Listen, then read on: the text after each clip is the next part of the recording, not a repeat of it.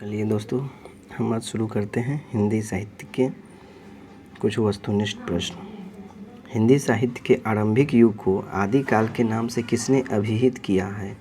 तो हजारी प्रसाद द्विवेदी।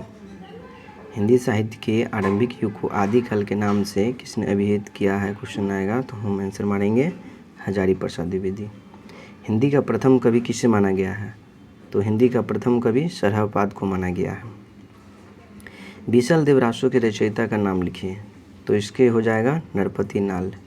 पौम चरियु किसकी रचना है? तो स्वयंभू की। आदिकाल में खड़ी बोली को काव्य भाषा बनाने वाले प्रथम कवि का नाम लिखिए। अमीर खुसरो। किस कवि को मैथिल कोकिल कहा गया है? विद्यापति। सरहपाद की सर्वाधिक प्रसिद्ध रचना कौन सी है? दोहा कोश। हिंदी साहित्य के किस काल को हिंदी साहित्य का स्वर्ण युग कहा गया है? भक्ति काल। चंदायन के रचनाकार का नाम लिखिए। मुल्ला दाऊद। दादू भक्ति काल किस धारा के कवि है? निर्गुण। कवितावली के रचयिता का नाम लिखिए। तुलसीदास। भ्रमर गीत के रचनाकार का नाम लिखिए। सूरदास। तुलसीदास ने किस महाकाव्य की रचना की है? रामचरितमानस। शुद्धाद्वैतवाद का संबंध हिंदी साहित्य की किस धारा से है? कृष्ण भक्ति शाखा, वल्लभाचार्य के द्वारा।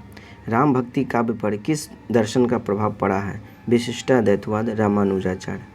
पुरुष प्रधान सामंती परंपरा को किस मध्ययुगीन कवयित्री ने चुनौती दी थी? मीरा। आचार्य रामचंद्र शुक्ल ने उत्तर मध्यकाल को कौन सा नाम दिया है? रीतिकाल। रीतिकाल को काव्य की दृष्टि से कितने भागों में बांटा गया है? 3 भागों में। रीति सिद्ध काव्यधारा के प्रमुख कवि कौन है? बिहारी। रीतिकाल के किस कवि ने वीर रस प्रधान रचनाएं की हैं? तो भूषण ने। घनानंद किस काव्यधारा के कवि है? रीति मुक्त। आधुनिक काल में लिखा गया खड़ी बोली का प्रथम महाकाव्य कौन सा है? तो प्रिय प्रवास है। साकेत के रचनाकार का नाम क्या है? तो मैथिली शरण गुप्त। पुष्प की अभिलाषा कविता का कवि कौन है? तो माखनलाल चतुर्वेदी। छायावाद को स्थूल के प्रति सूक्ष्म का विद्रोह किस आलोचक ने कहा है? डॉक्टर नागेंद्र। कामायनी में किस दर्शन की अभिव्यक्ति हुई है? तो शैव दर्शन। अब हम आगे पढ़ेंगे। सरोज स्मृति का रचना किस कवि ने किया है? तो निराला ने। सरस्वती पत्रिका ने निराला की किस रचना को अस्वीकृत कर दिया था? जूही की कली। आधुनिक काल की मीरा किसे कहा जाता है? महादेवी वर्मा।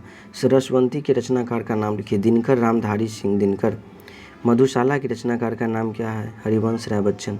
प्रकृति का सुकुमार कवि किसे कहा गया है? सुमित्रा नंदन पंत। चांद का मुंह टेढ़ा है। मुक्तिबोध गजानन माधव मुक्तिबोध। अंधेरे में कविता का रचनाकार कौन है? मुक्तिबोध। आंगन के पार द्वार काव्य संग्रह को किस कवि ने लिखा है? अज्ञे जी ने। संसद से सड़क तक काव्य संग्रह को किसने लिखा है? धूमिल जी ने। हिंदी का प्रतिनिधि गजलकार किसे माना जाता है? दुष्यंत कुमार। शबरी नामक कृति की रचयिता कौन है? जगदीश गुप्त। विश्वास बढ़ता ही गया कविता किसने लिखी है? शिवमंगल सिंह सुमन। बादलों को गिरते देखा है कविता की रचयिता का नाम लिखिए। नागार्जुन। चिंतामणि किसके निबंधों का संकलन है? आचार्य रामचंद्र शुक्ल। आंगन का पक्षी और बंजारा मन निबंध संग्रह के लेखक का नाम लिखिए। विद्यानिवास मिश्र।